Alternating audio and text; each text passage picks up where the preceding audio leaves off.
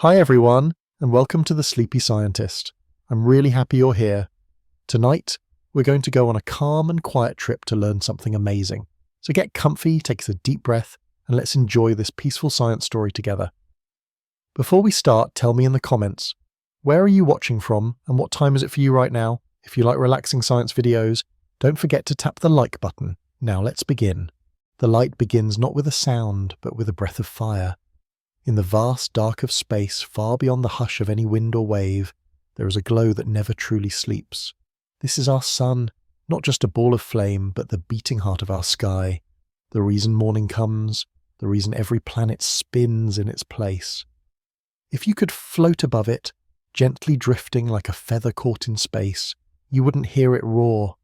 You would feel it, a deep golden warmth that presses outward like a sigh stretched over billions of miles.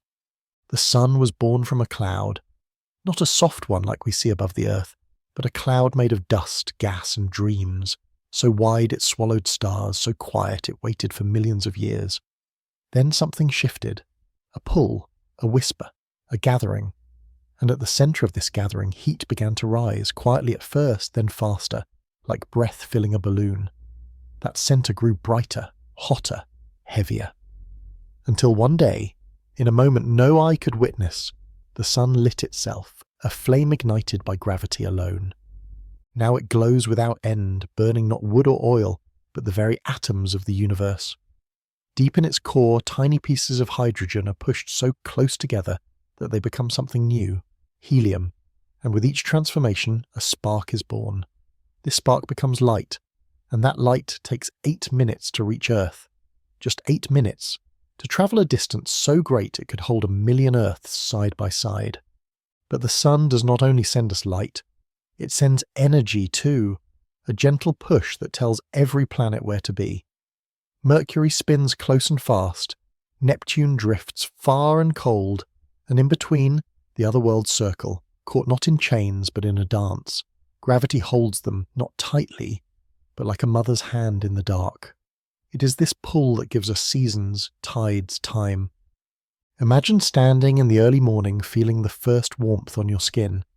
That warmth began its journey inside the sun's heart.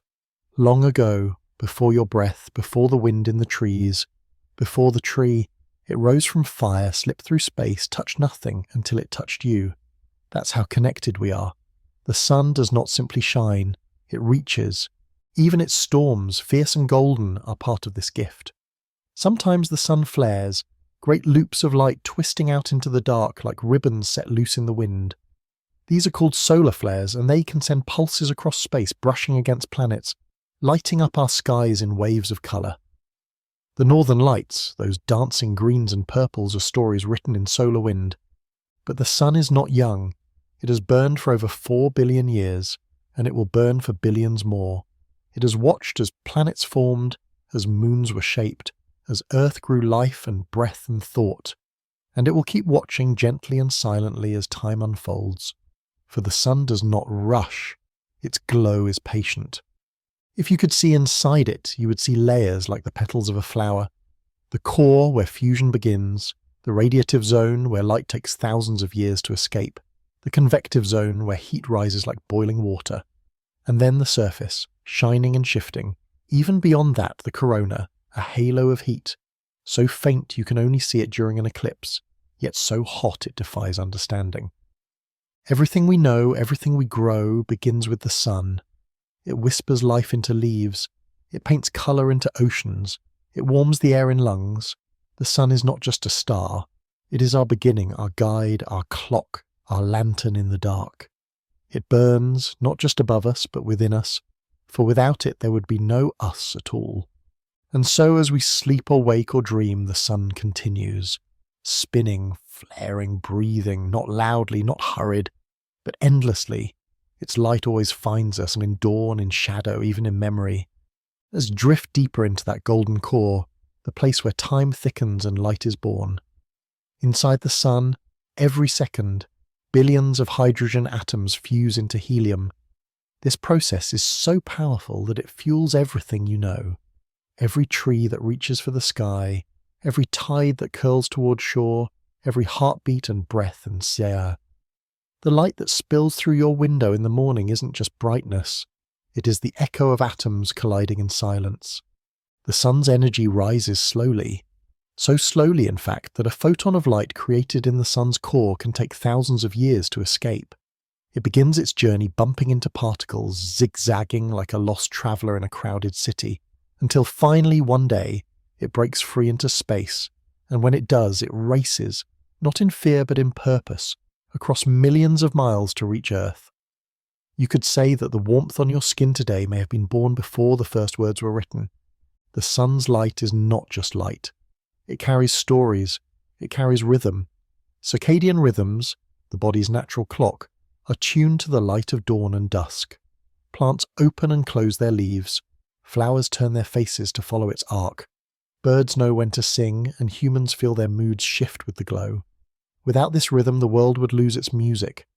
Even our sleep, the quiet drift into dreams, is shaped by the slow dimming of sunlight each evening. And still, the sun's reach goes further. Beyond light, beyond warmth, it sends out a constant stream of particles called the solar wind. This wind is not the kind you feel on your face, but a river of invisible energy flowing outward in all directions. When it touches the magnetic field of Earth, it dances, crackling and spiraling, creating auroras near the poles. These lights are not just beautiful, they are signatures. The sky signing the name of the sun in glowing green and violet. Other planets feel the wind too. Mercury, so close to the sun, is constantly bathed in radiation. Venus, with its thick clouds, reflects sunlight more than any other world, glowing bright even in Earth's twilight. Mars, with its thin atmosphere, is carved by the sun's touch. And beyond them, giant planets like Jupiter and Saturn feel the pulse too, shaping magnetic fields that stretch for millions of miles, catching solar wind like sails in space. Each planet responds in its own way. Their paths around the sun are not perfect circles, but gentle ellipses, slow curves, wide loops. These orbits are not accidents. They are results of balance, the sun pulling, the planets moving forward. It is a cosmic waltz, slow and steady, older than mountains, longer than memory. The same force that keeps your feet on the ground, gravity, holds planets in orbit. But the sun's gravity is 1,000,000 times stronger. It is the great conductor of this silent, endless music. Even the Earth's seasons are a gift from this dance. The Earth tilts slightly, leaning first one way, then the other as it circles the sun. This tilt means sunlight touches different parts of the world at different times. That is why snow falls in one place while flowers bloom in another. Why night stretches long in winter and day lingers in summer. It is not chaos, it is choreography, soft and steady. Over time the sun changes too, slowly. It pulses with cycles that last about 11 years, growing more active, then quieter. During its active years, we see more sunspots, dark, cool areas on its surface, and more flares, more wind. Scientists study these patterns to understand how they affect Earth, how they might touch satellites or spark storms in the sky. But even in its wildest moments, the sun remains our steady star. Its changes are not threats, they are rhythms, they are breath. There are other stars, of course, thousands, millions glittering across the night, but none are quite like ours. Most stars are distant, their light taking hundreds or thousands of years to reach us. Some are bigger, some are smaller, some shine in colours our eyes can barely see, but the sun is ours, not because it belongs to us, but because we belong to it. We are shaped by it, fed by it, warmed and held and grown beneath its steady glow, and so we watch it, with telescopes, with satellites, with instruments that float in the edge of space. We study its flares, its fields, its cycles and secrets. But even without these tools, we feel it. In the way morning light touches rooftops, in the way trees lean toward the east, in the way a child smiles at a patch of sun on the floor. The sun does not speak, but it teaches. It does not move, yet it guides. It does not need thanks, yet it gives without pause. In its slanners, it offers everything: the colours of dawn, the shadows of noon, the glow of gold on water, the slow warmth that stirs seeds to sprout and keeps oceans from freezing. So the next time you close your eyes beneath its light, remember, you are not just beneath a star. You are part of its story. You are one of the lives it dreamed into motion, one of the minds that awoke in its warmth. Every breath, every blink, every moment lived under this light is a quiet echo of that first fire, the fire that still burns, still waits, still holds us. Now imagine the sun not as a distant ball of fire, but as a silent guardian. Day after day, without a single whisper, it gives us all it has. And yet, like all things in the universe, even the sun has a story with a beginning, a middle, and one day, an ending.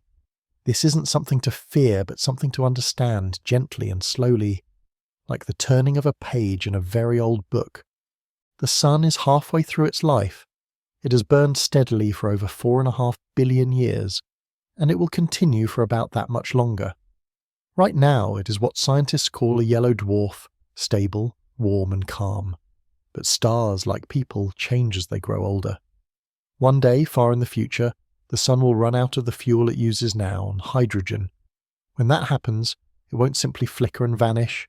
It will expand softly and enormously, becoming what is known as a red giant.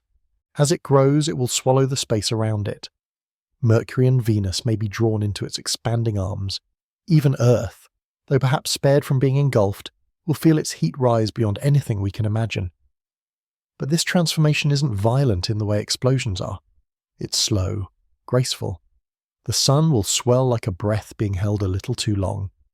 In time, the outer layers will drift away into space, forming a glowing shell of gas, something scientists call a planetary nebula, though it has little to do with planets.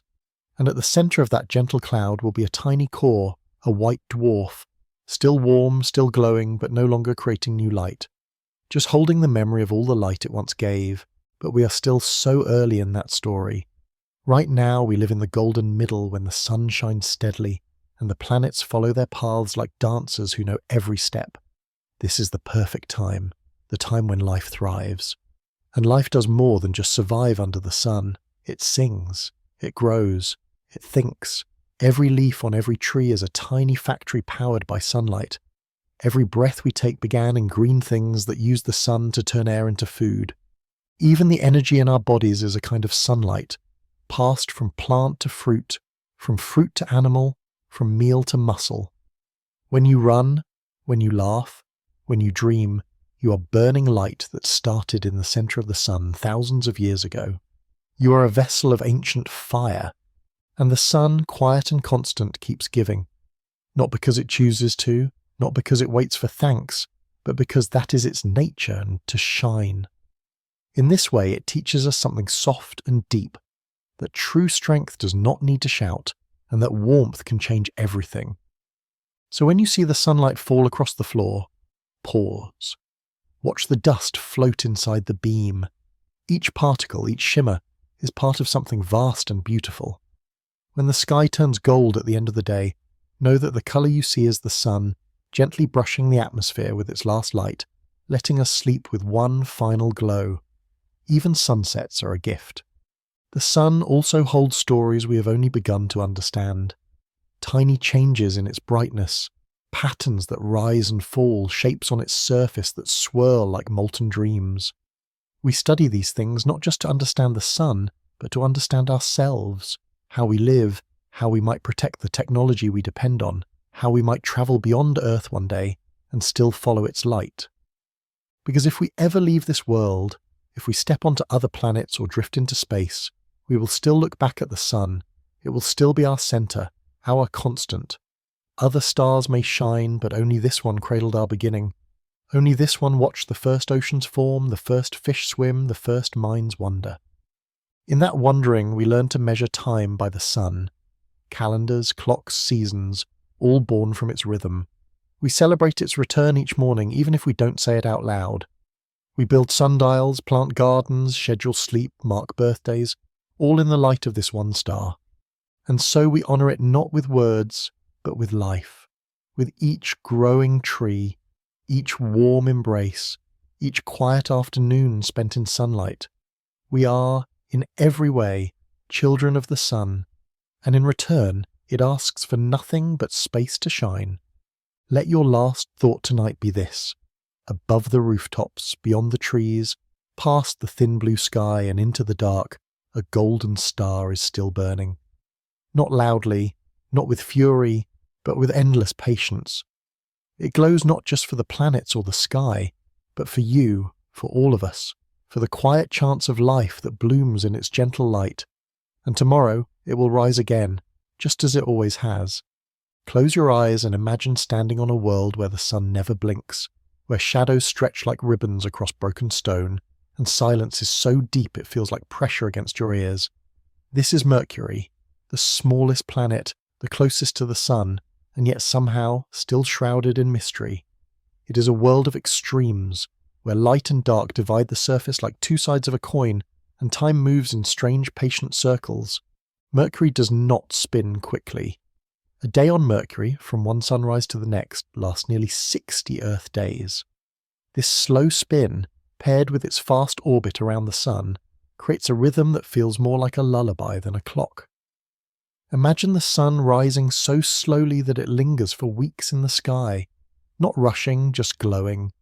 Then it sets, not in hours, but in stretches of time long enough to feel like a season.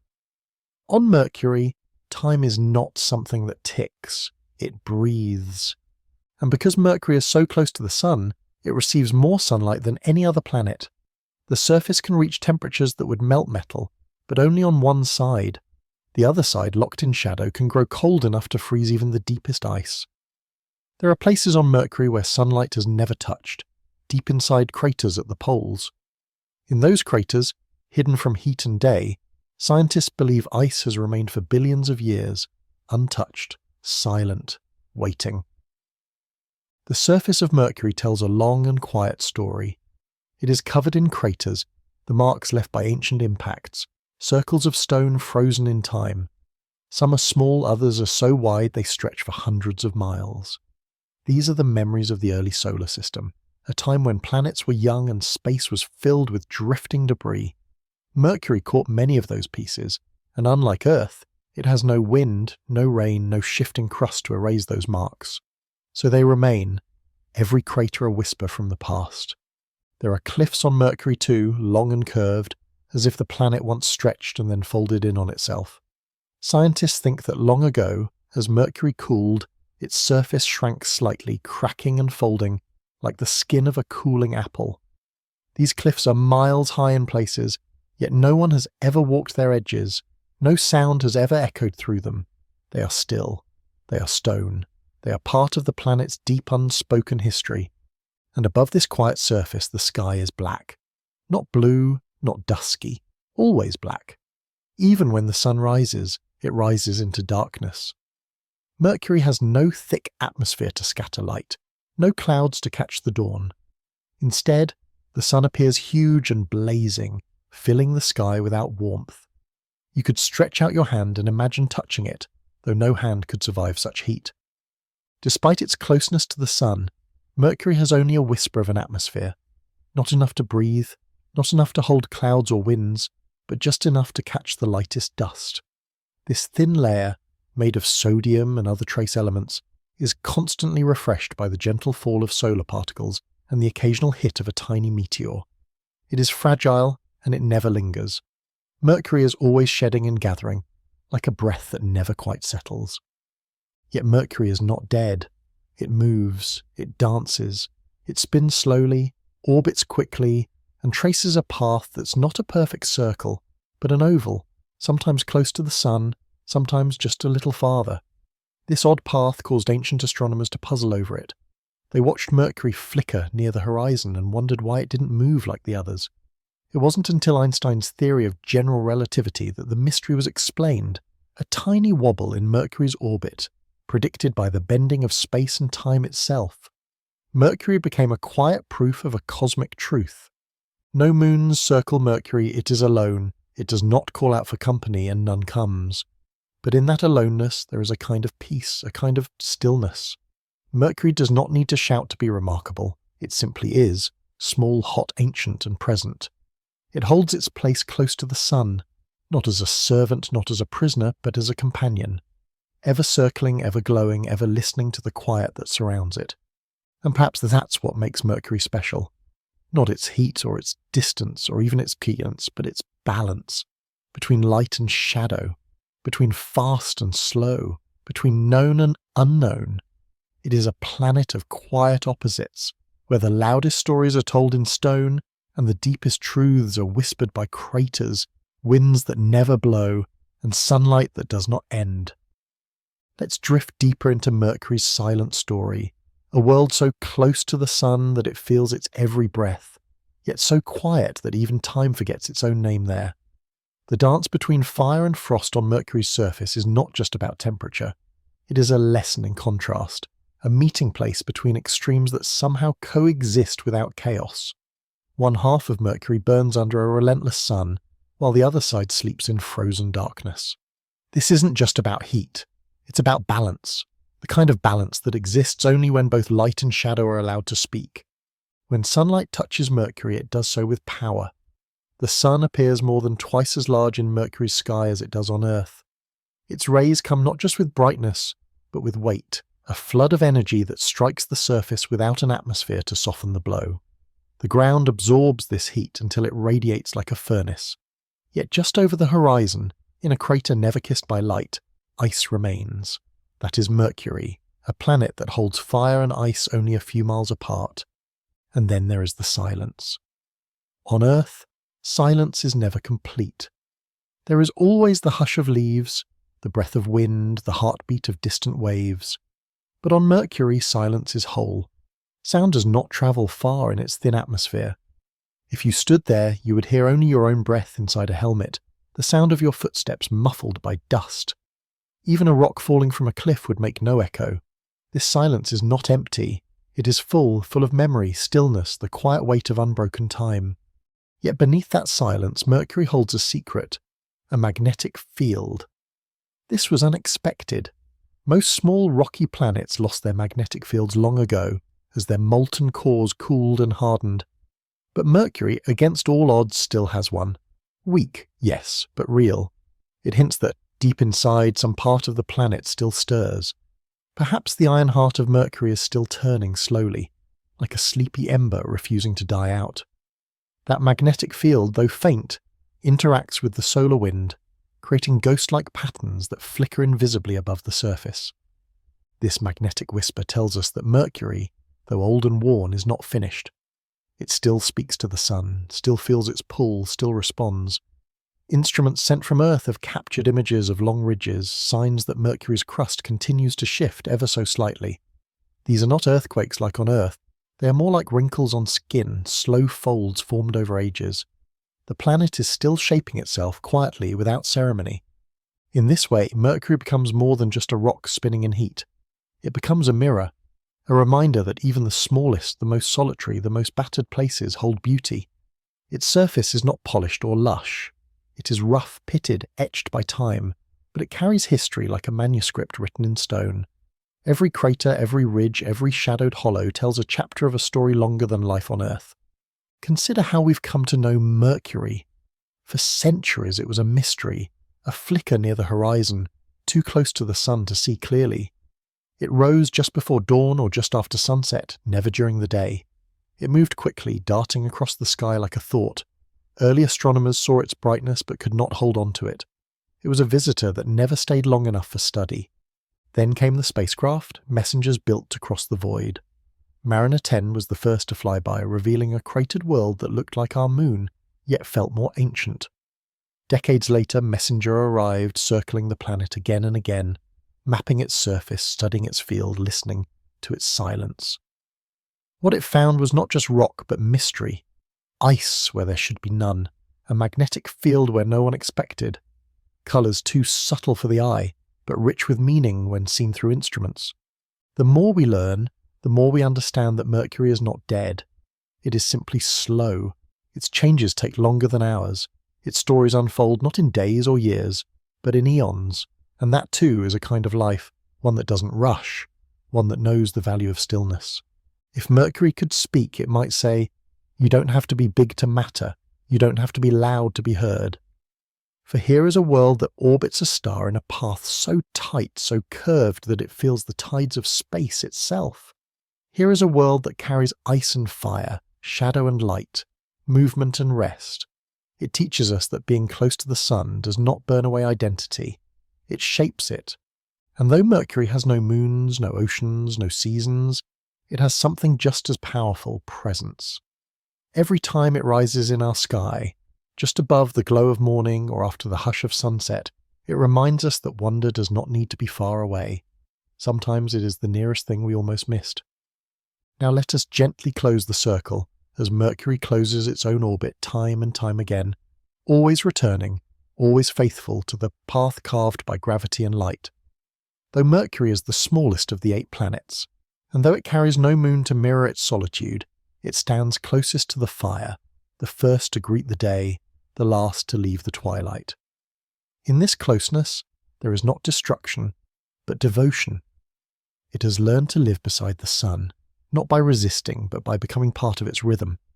Think of the way Mercury rotates, slowly, almost reluctantly. It takes nearly 60 Earth days for one full turn, but that spin, paired with its swift loop around the sun, causes something very strange. If you stood on Mercury's surface and looked at the sky, you might see the sun rise, pause, then begin to set, only to rise again before completing its journey. This strange dance of light is called a double sunrise, and it is one of Mercury's quiet wonders. Time behaves differently here. It stretches, folds, turns inward. The sky does not follow the rules we know. Instead, it writes its own script in slow, glowing strokes. Mercury's days and nights are long and lonely, but not empty. The surface is marked by 1,000 kinds of silence. Craters with names like Beethoven and Shakespeare sleep beneath the stars, their rims softened by age. Valleys ripple through stone where lava once flowed, cooled now into ancient plains. In some places, scientists have discovered strange hollows, shallow pits that seem to form from within, possibly from sunlight slowly boiling away material buried beneath the surface. Even now, Mercury evolves in whispers. These hollows are young by planetary standards, bright and soft-edged, almost tender in appearance. They tell us that Mercury is not a world frozen in time, but one that is still breathing in its own way. The planet reshapes itself not with storms or quakes, but with slow, hidden processes. Its surface continues to change under the watchful eye of the sun. And speaking of the sun, it is Mercury's constant. From its position, the sun is immense, not just larger, but more intense. The sky may remain dark, but the landscape glows with stark contrast. Shadows are deep, sharp, and unmoving. There is no breeze to shift the dust, no weather to soften the edges. Just the still radiant power of sunlight falling without interruption. Yet, there is a kind of safety in Mercury's predictability. It will always be the first to orbit the sun. It will always trace its tight path again and again, for millions of years to come. It will always be a place where light and shadow exist side by side in their purest form. That constancy is a comfort, a reminder that even in the vast shifting theatre of space, some roles are performed with unchanging grace. Mercury also reminds us of something deeply human, the beauty of being unnoticed. It does not have rings or moons, it does not glow with storms like Jupiter or shimmer with clouds like Venus, but it endures. It speaks not with spectacle but with presence, and in that presence we find something rare, a planet that is not defined by what it has, but by where it stands, and still there is more to learn. One day perhaps another spacecraft will touch its surface, perhaps even leave gentle tracks in its dust. Perhaps instruments will be left behind to listen to the silence, to record the slow heartbeat of Mercury's magnetic field. Or perhaps it will remain just as it is, quiet, close, and distant all at once. A world that watches the sun with unwavering attention, never turning away. There is humility in Mercury's story. It teaches us that the smallest things can carry the oldest wisdom, that being close to fire does not always mean being consumed, that even without oceans or air, a planet can reflect beauty, not in colour or song, but in the simplicity of its orbit, the patience of its spin, the stillness of its surface. So when we look up and trace the path of morning light, we can remember Mercury, the quiet one, the messenger of the gods in ancient myth, the planet that rushes around the sun but spins in slow, careful turns. It tells us not everything that moves fast is loud, not every place that burns is broken, not every silence is empty. Mercury is the planet of quiet strength, of soft contrasts, of warmth and cold, darkness and glow. It is a whisper circling the sun, a slow and steady presence in the rush of space. It does not need to shine on its own because it carries the light of the sun so faithfully. And in that it becomes something more than just a world. It becomes a memory of light, a keeper of silence, a steady note in the long song of the solar system. And so Mercury continues its quiet dance. It spins, it circles, it watches, and always it returns. High above the Earth, where the atmosphere thins and the stars begin to whisper, there spins a sister world.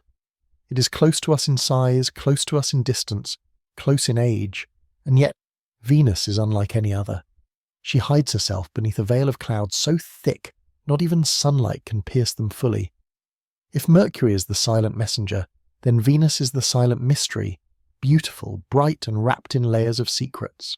From Earth, Venus shines brilliantly in the sky, often the first star to appear at dusk and the last to disappear at dawn. She has been called the evening star, the morning star, a light that follows or leads the sun like a quiet guardian. But this glow is not her own. It is sunlight reflected off her thick, swirling clouds, a mirror held up to the universe. Beneath that glowing veil lies a world we cannot see, one we only began to understand once we reached beyond the clouds. Venus is a place of paradox.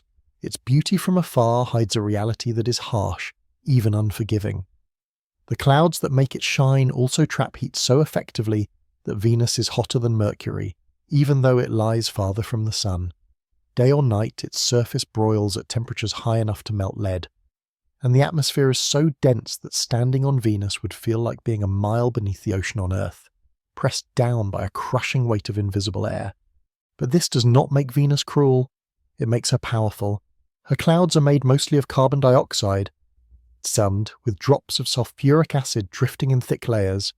They swirl in endless patterns, driven by winds that circle the planet at hundreds of kilometers per hour. Above the clouds, Venus spins fast. But the planet itself turns slowly, so slowly that a single day on Venus is longer than its entire year. Time stretches differently there. A sunrise takes patience, a sunset takes a kind of faith, and in that patience there is wonder. When we sent probes to Venus, little messengers wrapped in hope and metal, they vanished quickly. The heat, the pressure, the acid, all were too much, but still they sent back pieces of a puzzle, pictures of cracked stones, endless plains, volcanic shapes, a land sculpted not by rivers or glaciers but by fire and force. Scientists believe Venus may once have had oceans, may once have known water, perhaps even life, but something changed. Maybe it was a runaway greenhouse effect, where heat was trapped more and more until the oceans boiled away. Maybe it was a shift deep inside, a slowing of motion that stopped the planet's magnetic field. Without that shield, the solar wind may have stripped Venus of her breath. The answers are still hidden, folded in cloud and stone, but what we do know is this: Venus remembers. Her surface is young, geologically speaking. It has been reshaped not slowly but suddenly, as if the entire planet once turned over in a wave of lava and fire. There are few craters, few scars from long ago, suggesting that Venus periodically renews herself. It is as if she wipes the slate clean, starts again, and continues on without a word. This cycle is not gentle, but it is complete. It shows a world that knows how to begin again. And all of this happens beneath a sky no human has seen in person. A sky without blue, without stars, without peace. The clouds on Venus never part. The sunlight there is not sharp but filtered and orange, heavy, thick. And yet Venus shines so brightly in our sky. It's a reminder that brilliance can come from reflection, that beauty can come from distance. Even her motion is mysterious. Venus spins backward, opposite to most other planets. If you stood on her surface, shielded somehow from the heat and pressure, you would see the sun rise in the west and set in the east. Her slow turn and her strange direction, her quiet power, all these things make Venus feel like a dream, remembered just before waking. Familiar, but not quite reachable. And yet, for all this strangeness, Venus has captivated us for thousands of years. She has been written into myths, poems, songs, named for the goddess of love and beauty, She has watched civilizations rise and fall. Some cultures believed she brought luck, others that she warned of change. But always she was seen. Always she glowed. And maybe that is her greatest gift, not the surface we cannot touch, but the light she sends our way. The light that reminds us that not everything must be understood to be cherished, that even a world wrapped in storm and silence can inspire wonder. Venus beneath her clouds remains a question we continue to ask, a story still unfolding, a mirror held up to earth, asking softly, "What will you become?" Let us now drift even further beneath the clouded silence of Venus, where heat wraps around the stones like breath held for eternity. There is no wind on the surface, no sound that travels far, only the weight of an atmosphere so dense that it presses down on everything with unrelenting force. The rocks themselves seem softened not by water or ice, but by the heaviness of the air and the heat that never fades. This is not a place where change moves in seasons. Here, change comes in waves of fire, in reshaping from within, in silence that lasts longer than memory. The volcanoes of Venus are unlike those of Earth. They are not just mountains, but wide shields that stretch across the land like sleeping giants. Some are tall, rising into the thick haze above, while others are flat and vast, their edges lost in the distance. Lava once flowed from them in broad sheets, carving paths through the plains. There are no rivers here, no oceans, but there are scars left by the ancient movement of molten stone. These flows have hardened into patterns that speak of restless heat beneath the crust, of a world that does not sleep even when it seems still. And still the greatest mystery lies in the question, was Venus ever like us? Long ago, before the surface grew so hot, before the clouds turned poisonous, it may have had oceans, shallow seas perhaps, or quiet lakes that reflected a gentler sky. Some scientists believe it was a world not unlike early Earth, with warmth, with water, with the ingredients that make life possible. But something changed. Maybe it was a tipping point in its climate, where carbon dioxide built up faster than it could be removed. The greenhouse effect, unchecked, turned the surface into a furnace, and the oceans, if they ever were, boiled into the sky and vanished. But not all vanished. Water may still exist, not in lakes or puddles, but in the highest clouds, as faint vapour, clinging to the last edges of a forgotten sea. When probes pass through the upper atmosphere, they find traces of water molecules scattered like dust in wind. It's not enough to drink, not enough to rain, but it is enough to wonder.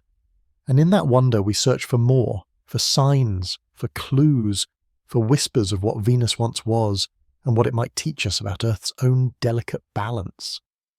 Venus may be the key to understanding how planets change. It shows us what happens when a climate spirals beyond control, when feedback loops amplify themselves into chaos. It is a cautionary tale written in cloud and stone, not to frighten, but to inform, a reminder that even a small shift given enough time can reshape a world. And yet Venus is not a world of loss alone. It is a place of endurance, of a presence. It exists still, glowing, turning, holding its place with dignity. In its upper layers, far above the crushing surface, the atmosphere is gentler. The pressure there is similar to Earth's at sea level, and the temperatures, though warm, are not deadly. Some scientists dream of floating cities in the Venusian sky, platforms that drift through the clouds, powered by the very sunlight that Venus reflects so well. These ideas are not science fiction alone. They are glimpses of what might one day be possible if we learn to live not on a planet's surface but within its skies. And so we study the clouds. Thick golden, tinged with both orange and brown, they swirl around the planet in massive patterns. Lightning flashes within them, brief and silent, unseen from Earth but recorded by orbiting instruments. The winds up high are fast, faster than any hurricane on Earth, circling the planet in just a few days, even as the world beneath spins so slowly. It is a place where the sky moves more quickly than the land, where atmosphere races while the ground waits. These clouds are made not just of vapour but of chemistry, droplets of sulfuric acid, particles of carbon compounds, and trace elements that interact in ways we are only beginning to understand. In 2020, astronomers detected signs of phosphine gas in Venus's upper atmosphere, a molecule that, on Earth, is often associated with life. It sparked excitement, debate, and renewed exploration. The discovery was not proof, but it was possibility. And sometimes possibility is enough to stir the stars in us. Because Venus, for all her silence, invites questions. She doesn't offer easy answers. Her beauty masks her danger. Her brightness hides her warmth. And her closeness to Earth makes her even more haunting. She is what we might have been. She is what we might become. Or she is simply herself, whole and distant, complete in her own story, with no need to resemble anyone else. Even now we build missions to return. Probes that will dive through the clouds, land again on her surface, map the heat, measure the chemistry, seek the shapes and patterns that speak in the language of geology. These missions will not change Venus, but they may change us. They may teach us patience. They may teach us humility. They may teach us to see our own world through a new lens, one that values the thin line between balance and collapse. For Venus is not chaos. She is the result of a long process, a slow unfolding. Every storm, every cloud, every glowing thread of heat in her crust, they are parts of a system, a kind of equilibrium that is different from ours, but still real. She is not broken. She is simply on a different path, and in that there is something peaceful, something whole, something that reminds us that not every world needs to be like Earth to be meaningful. Venus shines not because she is like us, but because she is utterly herself. And in her reflection, we see both a warning and a wonder, a planet that keeps turning beneath her clouds, quietly, powerfully, patiently. Now let us follow the last light through the clouds of Venus, where colour fades and time thickens into something slow and golden. We are not rushing now. We are drifting, like one of those imagined skyships, floating just out above the densest layers, where pressure begins to ease and the air turns amber in the filtered light. Up here, the sky is calm. There is no ground in sight. There is no horizon. Just a world of haze, where each direction feels like memory, and every movement is as quiet as breath. There is a calmness to Venus that is hard to name. It is not serenity as we know it, not the peace of cool air or green landscapes. It is a deeper stillness, a silence born of scale and heat and time. Below, the surface remains a mystery of rock and fire. Above, the winds keep moving, circling the planet, never stopping, never slowing. And in the space between, something stirs the imagination. Venus holds herself apart from us, but not to hide. She is not distant in anger, nor cold in indifference. She simply is, complete, whole, needing no witness to validate her beauty. And yet we do watch. We keep sending our machines. We keep asking questions. We keep studying the atmosphere, tracing the curves of old lava plains, scanning the patterns of mountain ridges and folded terrain. Some of these mountains, like Maxwell Montes, the tallest on the planet, rise higher than any point on Earth outside of the Himalayas. But no climber has ever stood at their peak. No wind has carved their stone. They sit unmoved, basking beneath skies of sulphur and light, part of a world sculpted by fire and pressure and time. The more we study Venus, the more we find that it resists simple conclusions. Its geology is not frozen, but active in strange, subtle ways. Its surface is young, not because it formed recently, but because it may renew itself through massive episodes of volcanic resurfacing.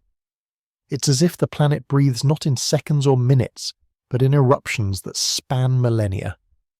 These movements are not felt daily, but are recorded in layers of cooled basalt stretched across the plains like ink spilled on ancient parchment.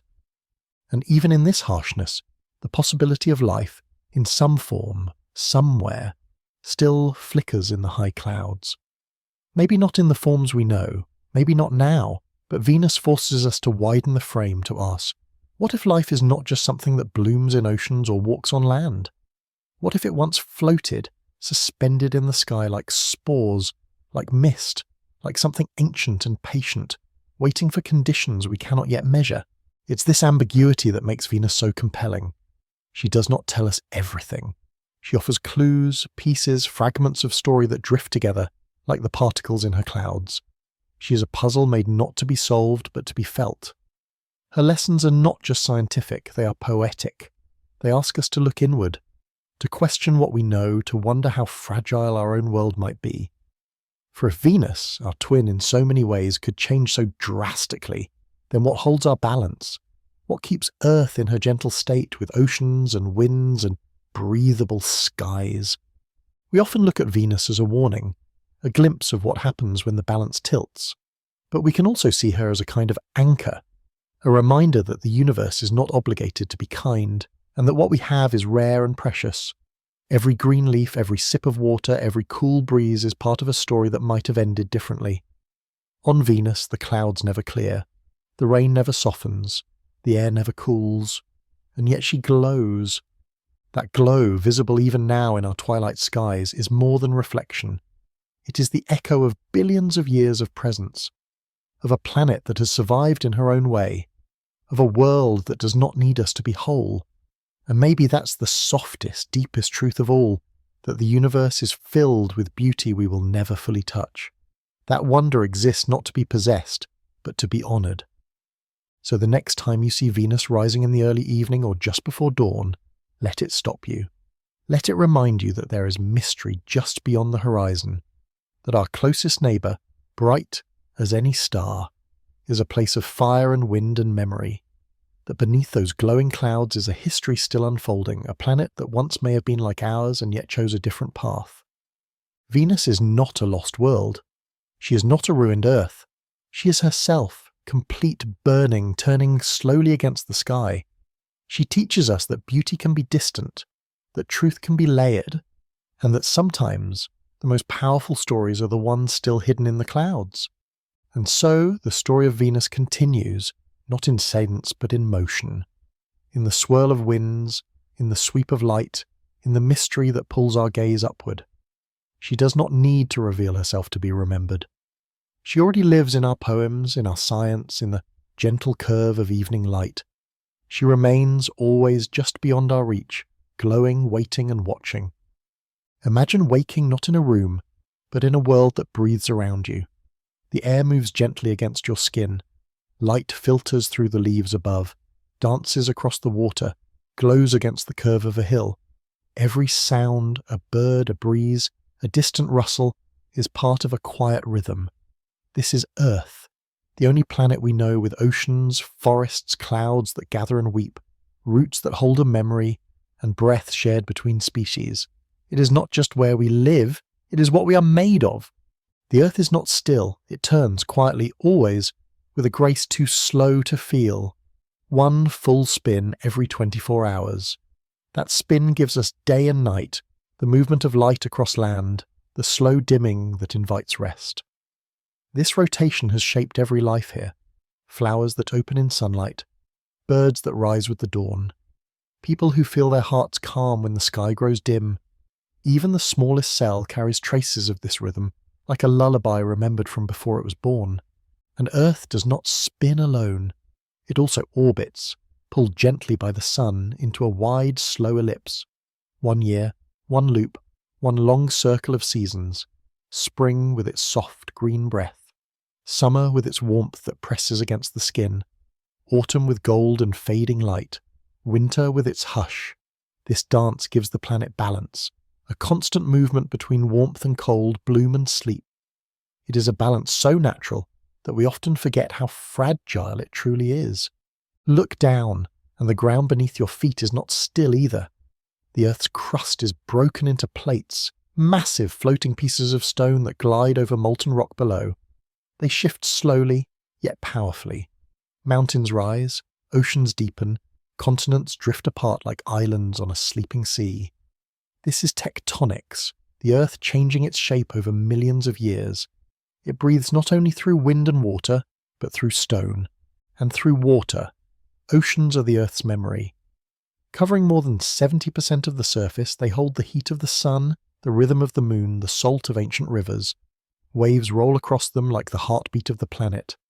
Beneath their surface lives the oldest life, the deepest silence, and the largest mysteries.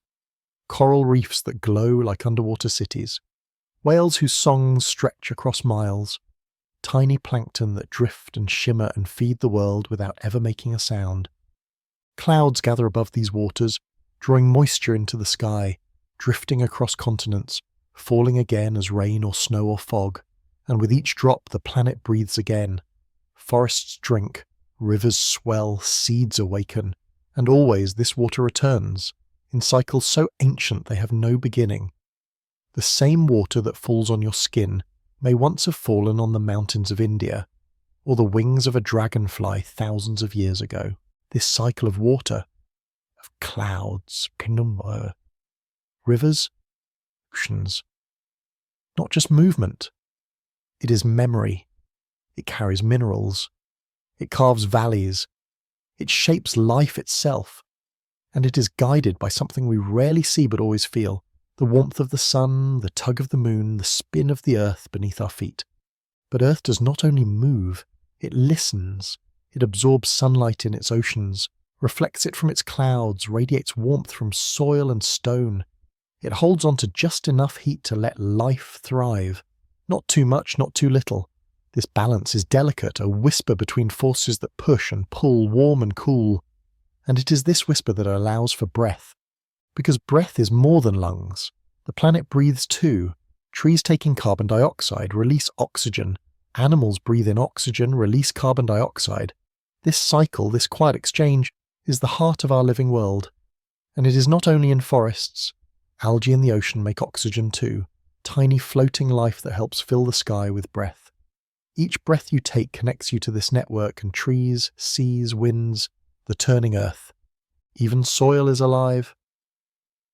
Beneath the grass, beneath the stones, the ground holds millions of tiny creatures, fungi, bacteria, insects, all breaking down, building up, making food, making air, making the earth fertile. The roots of trees stretch down, finding water, holding soil, whispering to one another through threads of mycelium. This is the wood wide web, a forest's secret internet, where trees share nutrients, send warnings, and raise each other's young. And all of this, every breath, every ripple, every shadow that moves across the ground, happens in harmony. Not perfect, not without struggle, but with balance. Life adapts, shifts, finds new ways to thrive. A flower learns to bloom earlier. A bird shifts its migration path. A forest regrows after fire. Earth is not static. It is not fixed. It is always becoming. From space, our planet glows blue and white, oceans and clouds, green, brown, gold, land, forest, desert, mountain. It does not look large, yet it holds everything we know, every story, every heartbeat, every wonder. It is the cradle, the stage, the library, the home, and it turns gently always beneath a sky filled with stars. Let us wander deeper now into the rhythms and layers of Earth's quiet life, where systems breathe and move even when we cannot see them. Beneath the forests and the rivers, beneath the winds and tides, lies a network so vast and so old that it shapes the air we breathe and the food we grow. Earth is not just rock and water. It is a web of living systems, each one connected to the next, each one humming with a steady ancient song. Start with the forests, tall and still on the outside but filled with motion. Each tree is a column of light, built by drawing water from below and light from above. Leaves turn sunlight into sugar, air into breath, carbon into wood. As they grow, they pull carbon from the sky and store it deep inside their trunks. They give back oxygen, not in loud bursts, but in slow, steady exhalations. Forests are not just collections of trees. They are living lungs, breathing with the seasons, shaping the very sky above them. And within these forests, the soil is alive. Fungi form invisible highways beneath the ground, connecting roots, passing nutrients, carrying warnings. A tree under stress may send signals through these threads, and nearby trees can respond, strengthening themselves, preparing, even offering their own resources to the one in need. This is not kindness in the human sense. It is balance. It is survival woven into cooperation. The Earth's systems are not driven by competition alone, but by harmony, patience, and resilience. Now listen to the oceans. At the surface they sparkle with sunlight, but beneath the waves, life blooms in quiet layers. Coral reefs are bright gardens made of stone and breath, animals that build homes for thousands of other creatures. These reefs are fragile, yet they support nearly a quarter of all marine life. They respond to temperature, light, chemistry. When the water warms too much, they bleach, a fading of colour that is a sign of stress, of imbalance. But even then, some recover. Some endure, some find new ways to live. Deeper still, beyond the reach of light, creatures drift in blackness. Bioluminescent fish pulse with their own glow. Giant squid stretch silent tentacles in slow drifting arcs. Microbes survive near underwater volcanoes, feeding on minerals in heat where no light ever reaches. These are not alien worlds. They are part of Earth, reminders that life adapts, not just where it is easy, but where it is hard. And Earth, the breathing planet, makes space for both. The wind, too, is part of this breath. Air moves not randomly, but in wide patterns, loops and spirals that span continents. Warm air rises, cool air sinks, and between them the winds flow. These winds carry seeds, rains, whispers of change. They shape clouds, push storms, fill sails. And though we cannot see them, we feel their touch, on skin, in breath, in the sway of trees. They connect the equator to the poles, deserts to forests, oceans to mountain peaks. They are the threads that tie the world together. And with the wind comes water. Evaporated from oceans and lakes, it travels the sky, gathering, cooling, falling again. Rain nourishes, snow rests, rivers wake. Glaciers shape valleys, grinding stone into fertile soil. Water in all its forms is the softest yet strongest sculptor of Earth. It smooths, it sharpens, it deepens. It is never still, it is always becoming. Now look to the animals. From the smallest insect to the largest whale, they do not exist apart from the Earth's system. They are part of them. Birds migrate with the seasons, guided by the stars and the shape of the land below. Caribou follow ancient paths shaped by ice and moss. Salmon return to the rivers where they were born, swimming upstream, driven by a memory or instinct. And everywhere creatures listen, to temperature, to scent, to timing. They move not randomly, but in tune with the world's turning. And we too are part of this web. Our breath is exchanged with trees. Our food comes from soil, sun, and rain. Our bodies are made of water, minerals and energy that once belonged to stars. We build cities, yes, but those cities rest on Earth's crust, draw from its rivers, and stretch upward into its weather. Even our dreams, of flight, of exploration of tomorrow, are shaped by the rhythms of the natural world. The Earth does not judge, but it remembers. It holds the history of life in layers of stone, in rings of trees, in bubbles trapped in ice. Each layer tells a story, and of ancient forests, of vanished creatures, of changing climates. These stories are not warnings, but invitations. They invite us to listen, to understand, to take our place not as masters of this world, but as caretakers. Because Earth is not just a planet we live on. It is a living system we belong to. It grows food, makes air, cleans water, and balances temperature, all without command. Its systems evolved together over billions of years to support a diversity of life so rich it defies counting. It is not chaos, it is orchestration. And like any orchestra, it can fall out of tune. A change in temperature here, a loss of species there, and the whole song begins to shift. But the Earth has tuned itself before, after meteor strikes, after ice ages, after fire and flood. It adapts, it heals, it remembers how to begin again. And so must we. To live on Earth is not only to survive, it is to participate, to learn the tempo, to feel the pulse, to remember that every step we take is part of something larger. Every drop of water, every breath of air, every handful of soil, all are part of the planet's breath. Earth is not only the place we come from, it is the rhythm we move to, it is the breath we share, and if we listen closely we can hear it, in the rustle of leaves, in the crash of waves, in the hush of snowfall. It is always speaking, always breathing, always becoming. Let us return now, not to the sky or sea, but to the quiet centre, the heart of Earth's long story. This world, spinning silently in space, carries more than landscapes and weather. It holds time, it holds memory. Beneath the forests and rivers, deeper than the roots and caves, lie layers of stone that stretch back into history. These rocks do not speak, but they remember. Pressed into their grains are the footprints of long-extinct creatures, the marks of waves from vanished oceans, the ashes of ancient fires.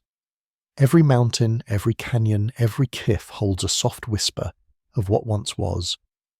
Time on Earth is slow. It flows like a glacier, carving change into everything it touches. Mountains rise not in moments, but in millimeters, over centuries.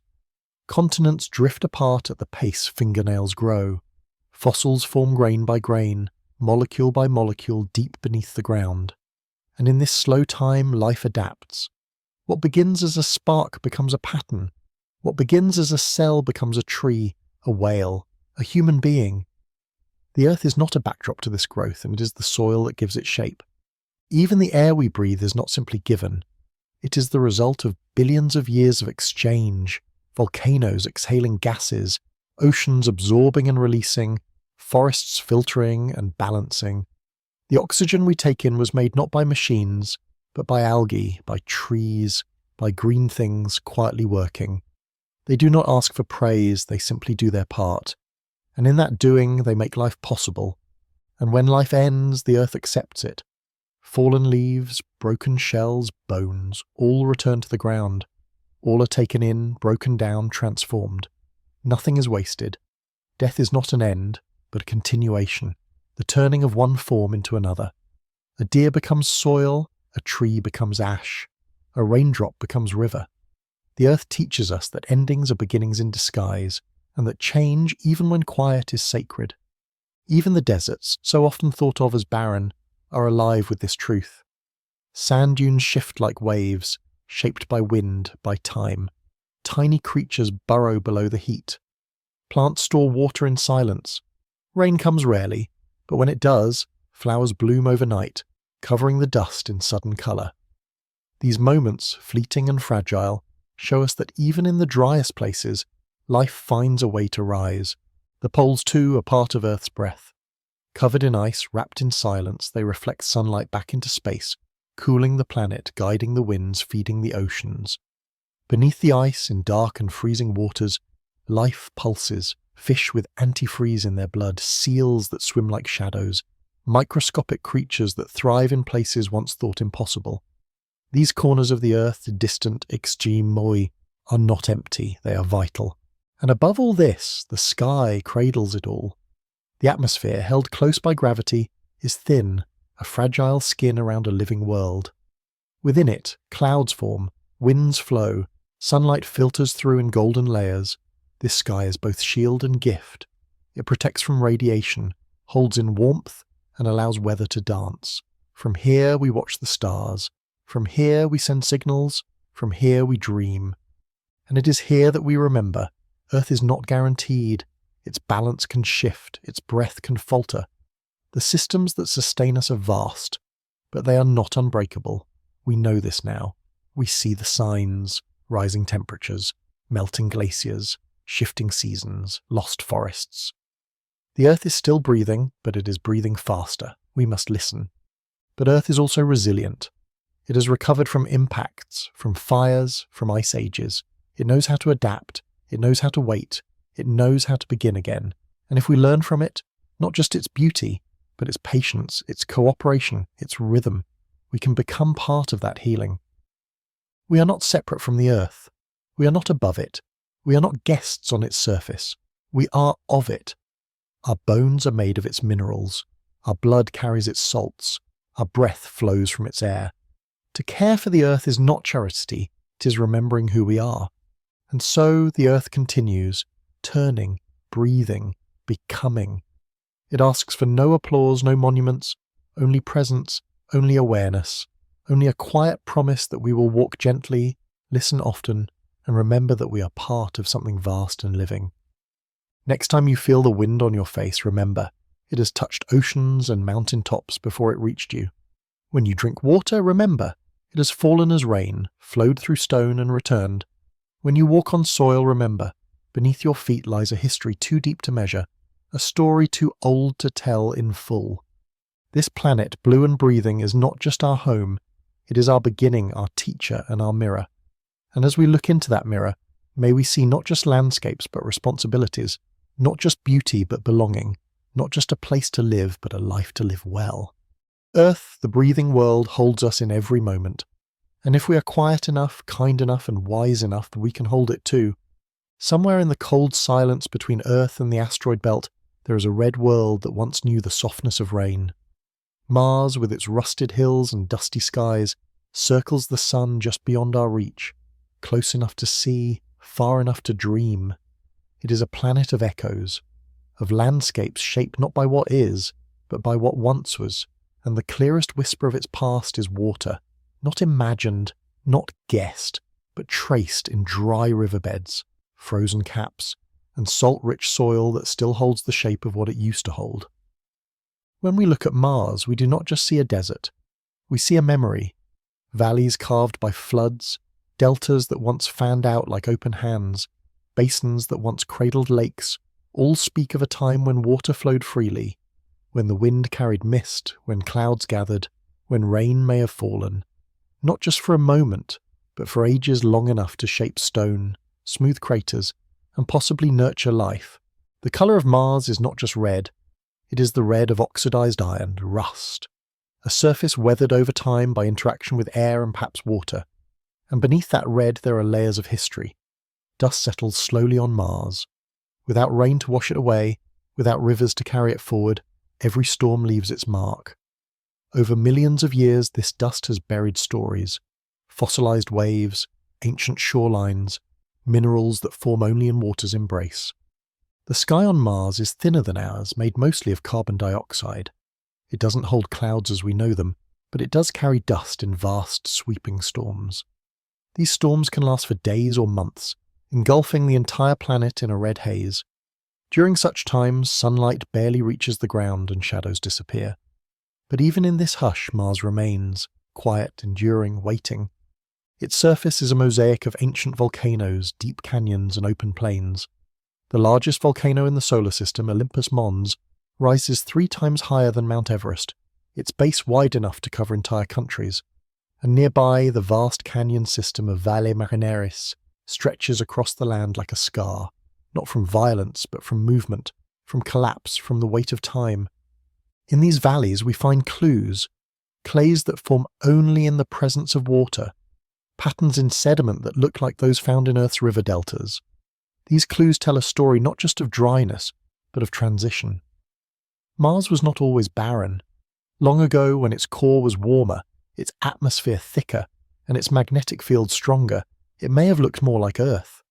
It may have been blue, at least in places, and if water was there, stable, flowing, lasting, could life have followed? We don't know yet, but we are searching. Rovers have touched down in craters and plains, drilling into stone, analysing soil, looking for organic compounds. They move slowly, carefully, like explorers tiptoeing through a sleeping world. What they find is never loud. It's never a shout. It's always a whisper, a molecule here, a pattern there, a possibility tucked inside a rock. And above them, orbiters circle. They map, they scan, they guide. From the sky, they see not just the present, but the past. Frozen caps at the poles grow and shrink with the seasons. Subtle changes in light reveal layers beneath the surface, places where water might be hidden still, locked in ice or buried deep. These eyes in the sky trace Mars not just as it is, but as it was, and as it might be again. Because Mars is not finished. It has not turned away from change. Its core may still hold heat. Its atmosphere, though thin, still shifts with the wind. And in sheltered places, where sunlight touches just right, frost appears, thin, bright, fleeting. This frost reminds us that water is not gone, it is waiting. And so, when we study Mars, we do not study a dead planet. We study a quiet one, a world that holds its history in stone and ice, a world that may one day bloom again, not with green, not with forests, but with footsteps, with structures, with life returned not by evolution, but by invitation. For Mars is also part of our future. We dream of walking there, of building there, of planting seeds in its soil, of warming its air. These dreams are not fantasy. They are plans slowly forming in labs and minds and machines. We want to know if Mars can hold us, not just our bodies, but our hopes. But before we change Mars, we must understand it, respect it, listen to its story, because this red world, dry and silent, is not empty. It is full of history, of questions, of memory, and memory, especially the memory of water, is a kind of life all its own. So we keep watching, we keep asking, we follow the old riverbeds with cameras and dreams, we measure dust with instruments and patience, and in every signal that reaches Earth, in every image sent across the void, Mars answers, not with certainty but with mystery, not with noise but with echoes. Let us now follow those dry riverbeds, the ones that curve across Martian plains like faded veins beneath the skin of a sleeping world. They do not twist in random lines. They branch like trees, like lightning, like rivers on Earth. Some split into countless little fingers, others join together and open wide into dried-out deltas. These are not just shapes in the dust. They are shadows of flow, fingerprints of movement, each one whispering of water that once knew where to go, how to carry, how to settle. We do not know exactly how long this water flowed, but the evidence suggests it was not just a passing rain or a brief thaw. There were lakes here, wide and deep, craters once filled to the brim, some spilling over in slow floods that carved paths to lower ground. Some valleys are so vast they rival the largest on Earth. Others are narrow, cut like threads through the stone. These patterns, seen from orbit, look like a map of loss, the memory of a planet once alive with movement. And in the soil even now we find salt. Not the kind you sprinkle on food, but ancient deposits, left behind by water that evaporated slowly, over time. These salts are records too. They form only when water lingers, when it pools, when it dries. Each layer is like a diary written in minerals, a sentence here, a paragraph there, and taken together they tell a story that stretches across billions of years. Yet despite all these signs, Mars is cold now. Its air is thin. The pressure at the surface is too low for liquid water to remain for long. If you poured a glass of water onto the ground, it would boil and freeze at the same time, vanishing into vapour before it could soak into the dust. But beneath the surface, just a little deeper, the rules begin to shift. There, temperatures rise, pressure holds, and in that space it is possible that pockets of water remain, trapped in rock, warmed by the planet's slow beating heart. Some scientists believe that briny lakes may still exist under the southern polar cap. Not large, not warm, not easy to reach, but real. Radar scans from orbit show reflections, patches of brightness beneath the ice. These could be the echoes of liquid, stubborn and patient, still holding on. If that's true, then Mars may not only remember water, it may still possess it. And wherever there is water, the question of life returns. Not because life is easy, but because life is persistent. On Earth, we find organisms in boiling springs, in salty lakes, in the cracks of Antarctic ice. Tiny, simple, enduring. If life once began on Mars, back when water pooled and sunlight shone through a thicker sky, then perhaps it found a way to remain. Not walking, not talking, not building, but surviving, in hidden places, with slow pulses and silent strength. This is why our missions to Mars dig, drill, and analyze. Rovers like Curiosity and Perseverance are not just machines, they are quiet archaeologists, tracing the outlines of long-lost rivers, studying the chemistry of ancient mud, searching for patterns that cannot form by chance. They sift the dust with delicate arms, they smell the minerals with sensors, they listen for whispers in the stone, and even the air carries clues. Methane, detected in tiny amounts, sometimes rises and falls with the seasons. On Earth, methane often comes from life, from microbes, from decay, from breath. On Mars, it could come from rock, from chemistry, but it could also come from something more. We don't know yet, and that not knowing is what keeps us looking. Mars does not reveal its secrets easily. Its surface is a crust of riddles. Lava plains stretch for hundreds of miles, but show little erosion. Impact craters lie scattered across the land, but some are fresh, as if time stopped only recently. There are dust devils, tiny tornadoes that dance across the plains, leaving trails behind them like signatures, proof that even in stillness something moves. And then there's the sound. For the first time we have heard Mars, not with ears, but with instruments. The Perseverance rover carries microphones. It has recorded the crunch of wheels over gravel, the hiss of Martian wind, the soft pop of lasers firing at rocks. These are not loud noises. They are quiet, filtered by the thin air, slowed by the cold. But they are real. They remind us that Mars is not a painting. It is a place. The sky on Mars is not blue but soft pink, sometimes butterscotch, often pale orange. The sun is smaller there and shadows stretch longer. At sunset the light scatters differently, blue in the centre, warm gold at the edges, The thin air bends the light just enough to paint the sky in ways no earthly eye has seen before. To stand there would be to watch a day end in colours you cannot quite describe, and perhaps, one day, someone will. We dream of walking on Mars not just to plant flags but to understand, to listen with our own ears, to hold a piece of its stone in our own hands, to breathe not its air but its silence, to become part of its story. But until then, we watch, we orbit, we land, we drive. Each mission leaves behind a trace, a wheel mark, a drill hole, a discarded parachute. These traces are not noise, they are a form of touch, a way of saying we are listening, we are learning, we remember. Because Mars is not just a red dot in the sky. It is a world with a past, a world that held water, a world that may have held life, and still in its valleys and stones and polar ice, it holds a quiet hope, the kind that does not shout but waits patiently to be understood. Now let us finish our walk across this quiet, wind-scoured world. Mars does not end in what it lacks, but in what it holds, a deep and endless patience. Its hills, its canyons, its plains of rust and stone all wait in silence. They wait for time to pass, for sunlight to stretch thin across the sky, for wind to lift the dust in slow spirals that vanish before they are seen. And in that waiting, there is dignity. There is endurance. Mars may be cold, but it is not lifeless. It may be dry, but it is not without memory. It may be silent, but it is not without story. Imagine standing at the rim of an ancient crater. The horizon is curved and wide, and everything you see has been shaped by forces no longer present, by rivers that are now dust, by glaciers that have long since receded. The rocks at your feet are older than any building on Earth. They have never been touched by rain, yet they hold signs of erosion, soft edges carved long ago by water that moved like breath across the land. These stones are not ruins, they are letters, written in mineral signed by time, and that time moves differently here. Days are almost like Earth's, just a little longer.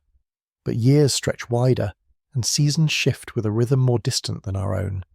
The tilt of Mars gives it spring-summer, fall and winter, just like us.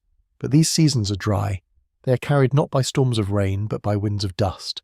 And yet the polar caps, bright white from a distance, still wax and wane, growing in the winter and shrinking in the summer.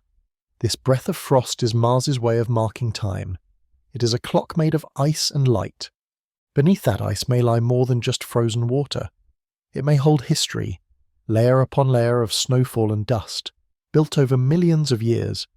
Just as tree rings hold the story of Earth's past, the ice caps of Mars may hold the memory of its climate, its shifts, its warmth and cold, its rise and retreat. To study that ice would be to read the diary of a planet that has not spoken for ages, and still, we reach for it.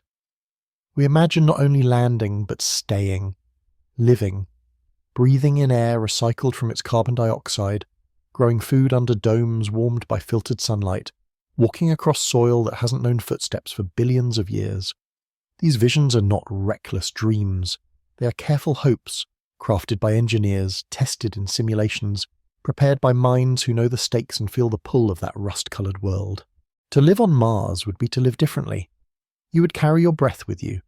You would build in protection, not just from cold, but from radiation, the constant stream of particles from the sun, unfiltered by any thick atmosphere or magnetic field. Your days would begin and end in silence. Your sky would hold no blue, your wind would carry no scent. And yet, even there, life might begin anew. But perhaps it already has. Perhaps it never truly left. In the deep soil, in warm pockets near geothermal warmth, in briny reservoirs beneath the surface, life, if it came, may still remain. Not large, not complex, but alive. And if it is there, it would not only rewrite what we know of biology, it would rewrite what we know of ourselves. For if life arose on both Earth and Mars, then life is not rare. Life is a thread that finds a way to weave itself into the quiet spaces, into the shadows, into the places no one thought to look. And if it is not there, if Mars is truly empty of life, that tells us something just as profound. It tells us that Earth is precious beyond imagining, that water, breath, and song are not guaranteed, that a planet can look almost right, can hold all the ingredients, and still be silent, that the warmth we feel on our own world is not just physical, It is a kind of permission, a kind of rare grace. Mars is the mirror in which we see both possibility and fragility. It reflects not only our future but our past. The dry valleys, the old riverbeds, the clays and salts and layers, they all remind us of home, but with something missing. And in that missing space we find questions, we find purpose, we find the drive to know, because knowing is not about conquering, it is about listening. Mars asks us not to take, but to wonder, to kneel beside a dry delta and imagine it full, to see a rock and wonder what it once lay beneath, to feel the chill of wind and picture the clouds that may have once gathered in its thin sky. And even now Mars continues to shape itself. Avalanches fall along the edges of polar cliffs. Craters form from meteor strikes that we can watch from orbit. Sand dunes ripple ever so slightly, moved by breezes that barely whisper. Change on Mars is slow, but it has not stopped. So we continue to explore, not just with machines, but with hope, with questions, with a curiosity that reaches across millions of kilometers. And Mars, steady and waiting, offers back its silence, its wind, its wide schism dry rivers. Not as answers, but as invitations. And perhaps that is what Mars truly is, an invitation. To remember water, to cherish warmth, to imagine new beginnings, to see beyond our own skies, to listen and in listening, to learn what it means to belong not just to Earth, but to the story of the stars. Because in the end, Mars is not only the red planet, it is the planet of memory, of what once was, of what might still be. And in that quiet, in that dust, in that cold and distant beauty, something still waits, not for us to find it, but for us to understand. Far beyond the warmth of Earth, past Mars and the wide belts of drifting stone, Saturn drifts through space like a quiet giant wrapped in a robe of light. It is not the largest planet, but perhaps it is the most elegant. Where Jupiter rules with gravity and storm, Saturn whispers with grace.